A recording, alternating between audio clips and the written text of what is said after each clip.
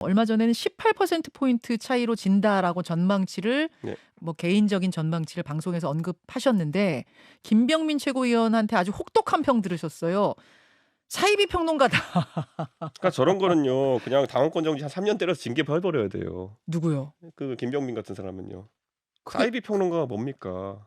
그러니까 어, 일반적으로 가가지고 예. 일반적인 평론가한테도 그렇게 얘기 안 합니다. 예, 그건 당이 뭐 싸우자고 하는 게 아니라 그러면은 그러니까 기본적으로 막말이잖아요. 예, 어떤 정치적인 평가에 대해 가지고 제대로 곱씹어볼 생각은 안 하고 사이비 평론이다 이렇게 얘기하는 것 자체가 예, 그러니까 이런 거잖아요. 왜 당을 위해 좋은 소리 안 하느냐 그런 걸 사탕발림이라고 합니다. 예, 김병민 최고위원이 그런 거에 특화돼 있어가지고 남들도 그렇게 살아야 된다고 생각하는 건지 모르겠지만은 아이고. 예, 사탕발림을 하라고 안 하면은 사이비 평론가다 이런 식의 개념으로 어떻게 국정을 이끌어 나갈 여당이라 할 수 있습니까? 그 여전히 18%포인트 차이 정도로 좀 크게 질 수 있다라고 내다보고 계시는 거예요? 여전히? 이렇게 저는 간단히 그냥 얘기해요. 뭐냐면 지난번에 21대 총선 때 강서구에서 예. 한정혜, 진성준, 강선우 후보에 비해서 우리 후보들이 평균 17.87% 적게 받았고요. 지난 총선 예, 예. 기준으로 예, 예. 그럼 2020년 총선보다 지금 분위기가 좋냐 안 좋냐의 문제거든요. 어허. 저는 그냥 안 좋다라고 단언해요. 전 데이터 근거로 얘기한 거고요. 알겠습니다. 이게 무슨 사이비 평론입니까? 데이터 평론이지. 저는 선거가 사실 마지막 뚜껑 열 때까지는 어떠한 결과도 예측하기가 어렵거든요. 예.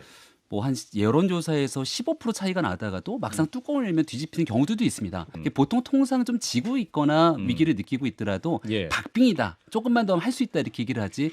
이번 선거는 막 18% 진다 이렇게 얘기하는 정당인은 저는 이번에 처음 봤습니다.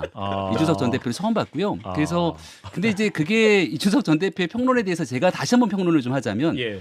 평론도 사이비 평론이 아니라 기본적인 예측에 대한 정확도가 좀 있어야 되거든요. 근데 이준석 전 대표 예측은 지난 총선에 어떠한 그 본인의 강서구 이야기들인데. 가불병에서 네. 이제 국민의힘 후보들이 투표 모았던 그 총수를 더해서 민주당 네네. 후보와의 격차를 18% 나왔다. 17.85? 이 대표의 얘기를 들으면 항상 근거는 있어요. 자기 나름대로. 예, 나름대로 근거 근데 있다. 두 가지의 명확하게 바꿀 수 없는 결과가 있는데요. 예. 가장 최근에 있었던 선거는 전당대회였잖아요. 예. 천하용인 선거를 통해서 무조건 이긴다. 아. 얘기했던 그 4명의 많은 근거들이 있었거든요. 예. 뚜껑을 열어보니까 단 한 자리도 가져가지 못했던 아. 그 당시 이준석 전 대표의 평론이 한 가지고요. 아하. 두 번째는 그건 자기 선거라서 그래요. 원래 자기 선거 못 맞춰.